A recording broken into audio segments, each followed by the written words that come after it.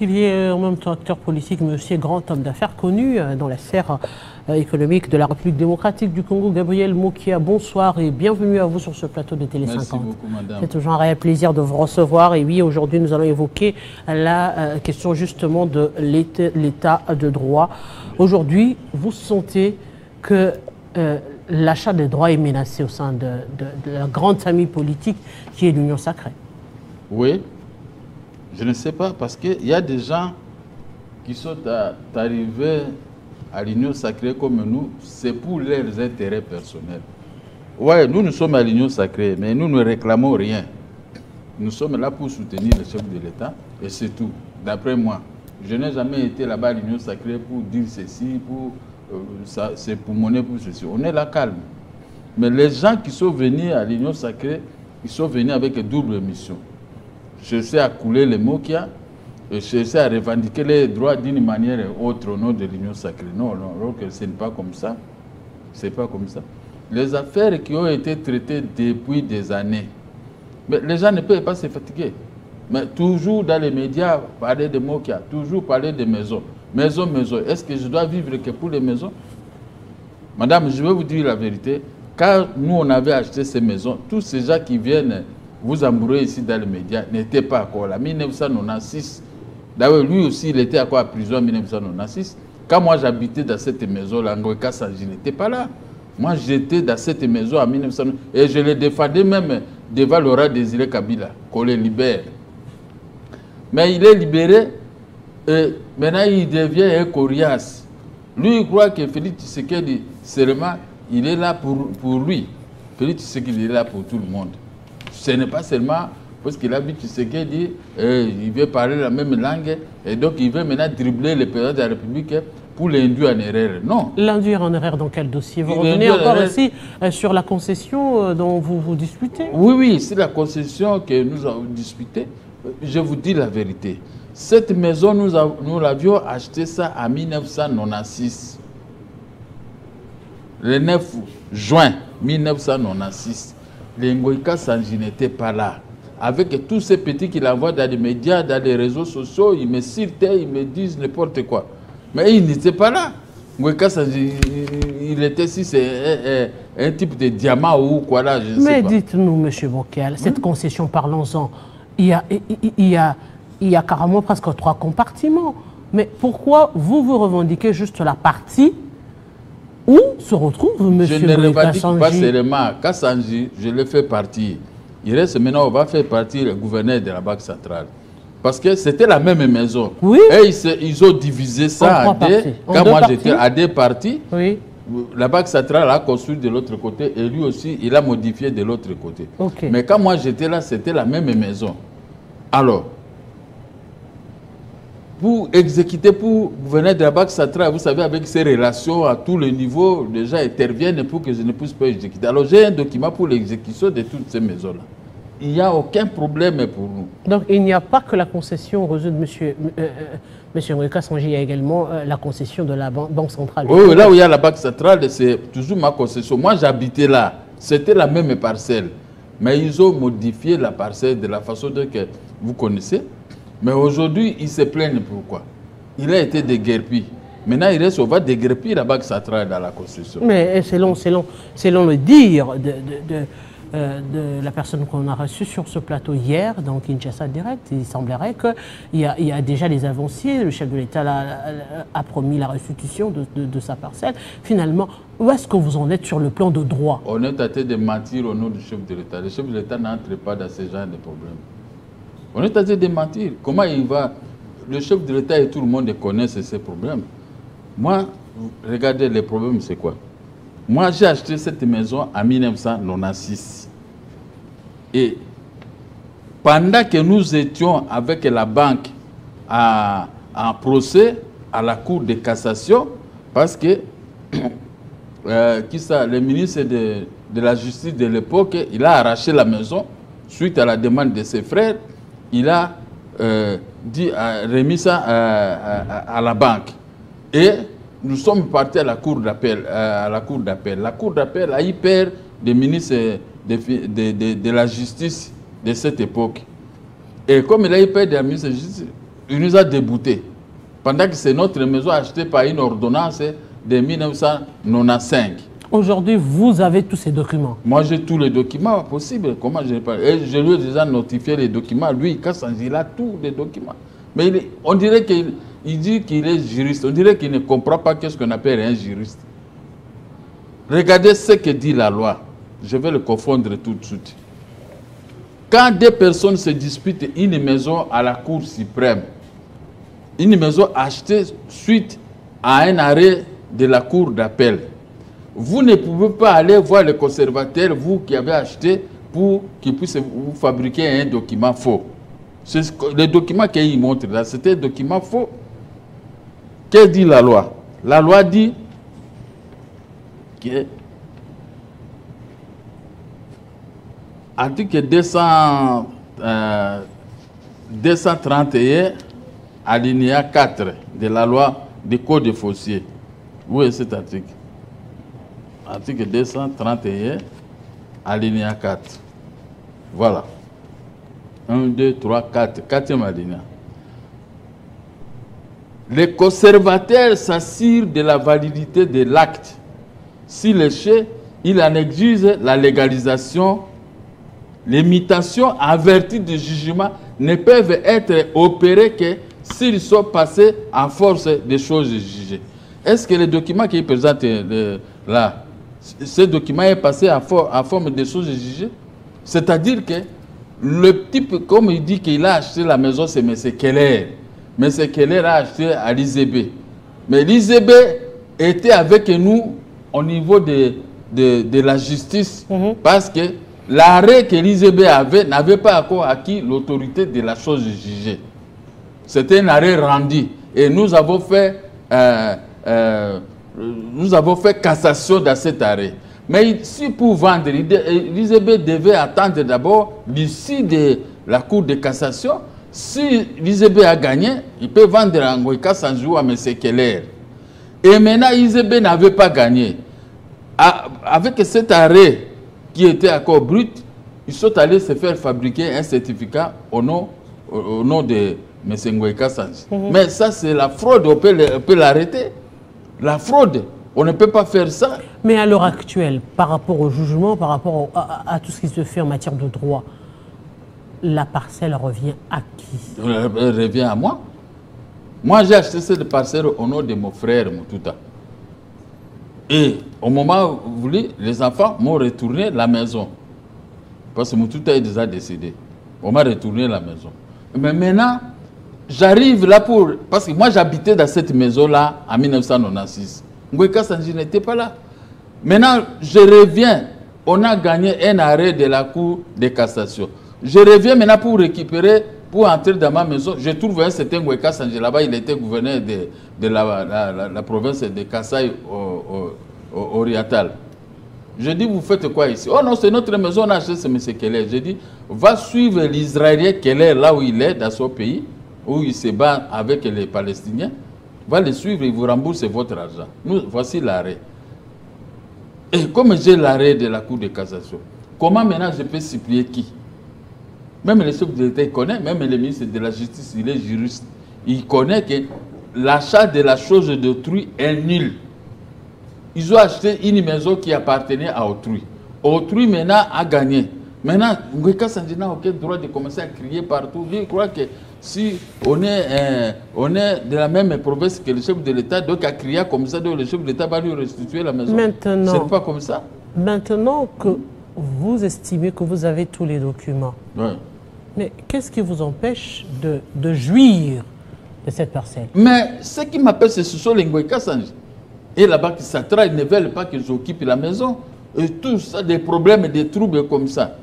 Même si j'ai récupéré, c'est Ngoïka Sanji. Mais Ngoïka Sanji, lui, il oublie qu'au moment des élections, quand il fut gouverneur, il avait mis des tonneaux à l'aéroport, la piste de l'aéroport, pour que si le président de la République descendait, qu'il puisse mourir. Il oublie. Toi, tu crois que tu es frère de quelqu'un seulement quand tu es dans les besoins. Mais quand il n'est pas dans les besoins, tu cherches à les tuer. Lui, il a voulu tuer les chefs de l'État. Ça n'a rien à voir avec votre dossier. Oh, non, ça n'a rien à voir. Parce que et ils m'écrivent tous les jours, on va voir les chefs de l'État pour nous faire ceci. Ils parlent aux chefs de l'État. Mais quand vous savez que vous êtes dans le droit, pourquoi même s'il crie haut et fort, mais vous savez, ça vous empêche vos médias, vous craignez que comment dirais-je, la pression politique puisse avoir le dessus? Moi, je ne crains rien parce que je suis très sérieux, je suis très calme. Ce sont eux qui comptent au chef de l'État, c'est notre frère. Ils m'écrivent tous les jours, je suis en train de les bloquer dans le Facebook. Lui-même, je l'ai bloqué parce qu'ils écrivent des sottises. C'est notre parcelle. Et c'est ce que votre parcelle, quoi. Vous avez fraudé pour avoir cette parcelle. Mais puisque le ministre de la Justice également qui a aussi établi le jeudi audience foraine pour traiter de tous les dossiers, pour mettre chacun dans ce droit, qu'est-ce que vous souhaiterez auprès de la justice congolaise? Si j'étais là-bas, demain je vais demander l'audience, je vais aussi voir le ministre de la Justice pour lui expliquer la portée des clauses. Moi j'attends qu'il ne puisse pas aller déranger le chef de l'État ni le ministre de la Justice. Lui-même, il dit qu'il a fait les droits, il sait que l'achat de la chose d'autrui est nul. Mais comme il ne se fatigue pas devant un problème, il revient toujours, il fait voir aux gens comme si on l'a arraché. On ne l'a pas arraché. Donc lui, il voulait m'arracher cette maison que j'ai achetée en 1996. La maison achetée en 1996. Et toi, tu viens en 2014 pour acheter la maison d'une manière frauduleuse. Et maintenant, on rend la décision au cas c'est l'arrêt de la cour d'appel. Maintenant, cet arrêt, il ne considère même pas cet arrêt. Il ne considère pas. Mais est-ce que la faute revient à Ngoïka Songi ou encore à l'application stricte de la loi? La loi est claire. La loi dit qu'il ne pouvait pas acheter pendant que nous, on était à la Cour de cassation. Lui, il devait attendre l'issue de la Cour de cassation. À ce moment-là, il peut venir se faire fabriquer un certificat. Mais lui et les conservateurs, ils sont à connivence, ils ont fait fabriquer le certificat. Mais le ministre de la Justice peut toujours les poursuivre. Hein? Et puis, je vous dis ici, qu'est-ce que la loi dit? La loi dit ici, sur l'article 204, comme nous étions à la Cour de cassation, un nil, voilà, c'est ça qui est dit, un nil, tout contrat de concession conclu en violation des dispositions impératives de la présente loi. Donc, le contrat de concession qu'il est allé se faire fabriquer auprès des conservateurs, la loi le dit, ce contrat est nul parce que nous étions à la Cour de cassation et il n'avait pas le droit de venir encore se faire fabriquer un certificat. Mais je dis, lui, il n'a pas honte. Lui, il dit qu'il est juriste. Je doute fort. Il dit qu'il est universitaire. Il n'est pas universitaire. Parce qu'il ne comprend rien de ce qui est dans la loi. Mais est-ce que c'est lui personnellement ou c'est une matière de justice, c'est une matière d'avocat, c'est une matière de défendre et bien, comme on le dit, en matière de justice, ils ont des documents, vous avez des documents, et c'est justement l'État qui devrait trancher entre vous et lui. Mais notre certificat est de 1996. On a les titres de propriété. On a tous les documents conformes. Mais lui, d'où vient cet individu ici pour venir s'en prévaloir que c'est sa maison? Mais quand moi j'habitais dans cette maison, quand lui il était en prison sur Laurent Désiré Kabila, est-ce que lui il était là? C'est ça la question que vous les journalistes et tout le monde et la population devez vous poser. Moi qui ai été là depuis 1996 sur Laurent Désiré Kabila. Mais Ngoïka Sanji arrive là à 2014. Mais c'est la l'ancienneté qui compte. Notre certificat de 1996, ce certificat, il est tenté de brandir. Il a obtenu ça par mafia au niveau du conservateur des titres immobiliers en 2014. Mais maintenant, c'est la l'ancienneté qui compte. Moi, j'ai commis quelle infraction? Les problèmes entre nous et Elisabeth, ça ne le concerne pas. Lui, son problème, c'est avec M. Keller, son vendeur. Et ils sont venus diviser la maison en deux. L'autre a acheté d'un côté, l'autre aussi a acheté d'un côté. Mais moi, je vais récupérer toute la maison et faire un seul certificat comme mes filles à son temps. Donc, c'est comme ça. Donc, moi, je ne sais pas, vous les journalistes, vous donnez le temps à ces gens en train de tromper. Tout ça, ils font pour tromper les jeunes ministres de la justice qui est arrivé. Parce que quand il est là devant lui, il commence à parler, pour qu'on dirait que c'était une nouvelle affaire. Non, c'est une vieille affaire. Hein? Même le ministre de la Justice peut lui demander, vous avez acheté cette maison auprès de qui? Oh, auprès de M. Keller. À quelle année? En 2014. Mais les mots qui ont acheté cette maison, quoi? Ils ont acheté ça au tribunal de grande instance. Voilà encore. C'est au tribunal de grande instance, là où nous avons acheté la maison. Les écrits et tous les dossiers est là au tribunal de grande instance. Mais comment vous êtes devenu propriétaire? Non, j'ai acheté ça, c'est M. Keller, on a divisé la parcelle à deux. Vous avez acheté ce M. Keller à quel moment? Pendant que le mot qui était à la Cour de cassation. Mais qui a gagné à la Cour de cassation? C'est moi qui a gagné à la Cour de cassation. Parce que les problèmes de la Cour de cassation, les problèmes des tribunaux, les problèmes de jugement au arrêt, c'est déjà terminé. Nous sommes retournés maintenant à l'ordonnance de la vente publique. C'est ce qu'on appelle... nous sommes au prestine état. Donc nous agissons sur prestine état. On nous a retourné cette maison sur base de prestine état. Parce que la Cour s'est limitée de sa façon. On n'a pas pu aborder l'ordonnance. Et même la Cour a dit même casse, ça renvoie. Même lui-même, il ne sait pas qu'est-ce qu'on appelle casser, ça renvoie. Moi, j'ai fait une émission avec lui sur le plan international. Casser sans ça veut dire quoi?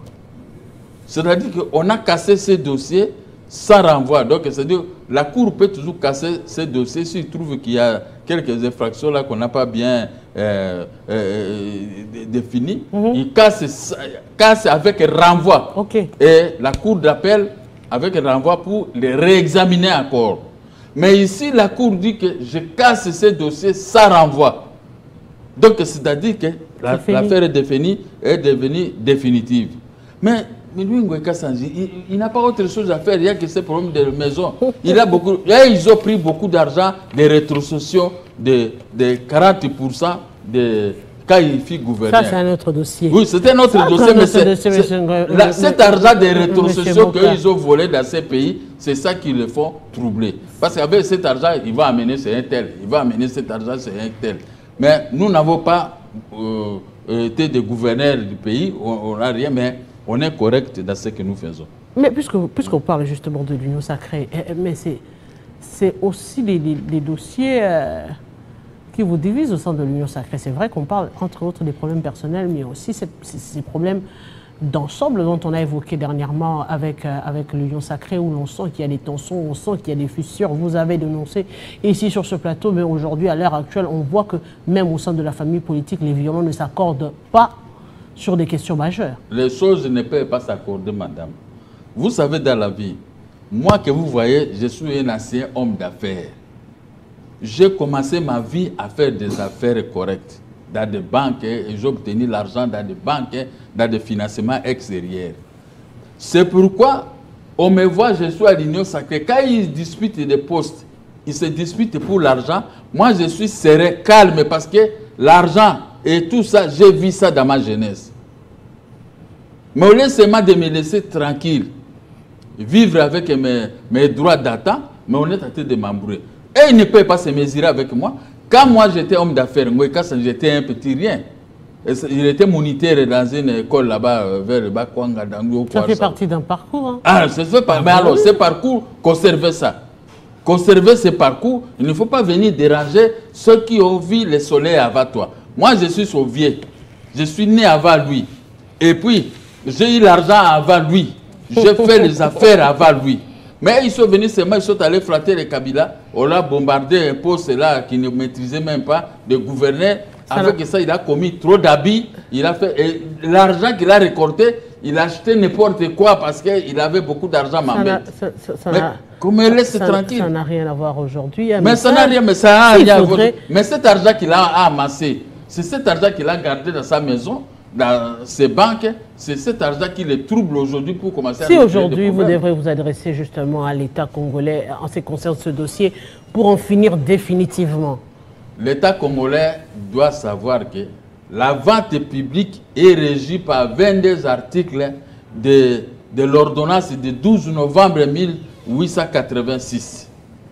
Ça, je m'adresse à l'État congolais. Si ces juristes ont oublié, mais moi je les rappelle.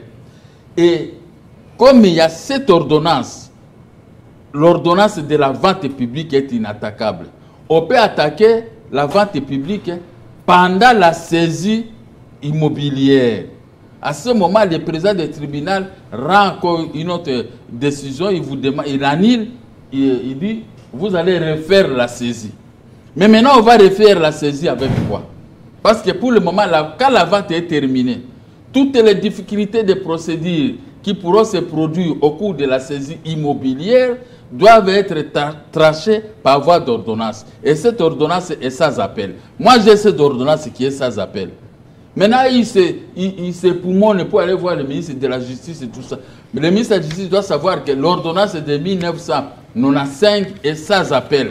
Ce n'est pas avec son avènement qu'ils vont aller changer maintenant les droits. Non. Monsieur Gabriel Mukia, nous vous disons grand merci dans l'histoire. Les 22 articles de la Banque centrale de la vente publique restent intacts. Dans l'histoire, justement, que vous allez trouver gain de cause dans votre dossier, je rappelle aux téléspectateurs, au-delà d'être homme d'affaires, vous êtes homme politique et président du parti MDECO.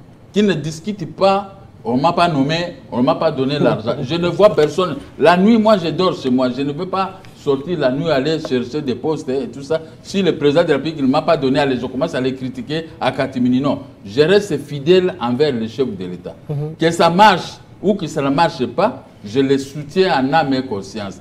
Qu'ils fassent, ils écrivent, il faut des scénarios, des montages. On me met en conflit avec le chef de l'État. Moi, je ne dois pas les suivre. Je sais que le chef de l'État, non seulement il est le fils de Mauvier, mais moi, on a été avec lui à l'opposition. Mais je ne peux pas combattre quelqu'un qui a été avec moi à l'opposition. Je connais la misère qui est dans l'opposition. Mais comment aujourd'hui nous avons le pouvoir? Le chef de l'État a le pouvoir. Puisqu'il ne m'a pas donné un poste, mais aujourd'hui, maintenant, moi, je vais commencer à les critiquer. Je ne les critiquerai jamais. Je reste dans mon coin. Que ça marche ou pas, je reste. Mais qu'on me laisse vivre paix avec mes biens. Merci même le gouverneur de la Banque centrale doit sortir dans la maison. Et l'autre de la maison ici, ils doivent sortir, mais laisser récupérer les maisons achetées à la vente publique organisée par les cours et tribunaux. Grand merci, M. Gabriel Mukia. On va poursuivre cette fois-ci pour revenir sur les questions politiques. Oui, la crise au sein de l'Union sacrée, le parti présidentiel dans la tourmente. Quelle est la piste de solution? M. Corneille Mounumba est notre prochain invité.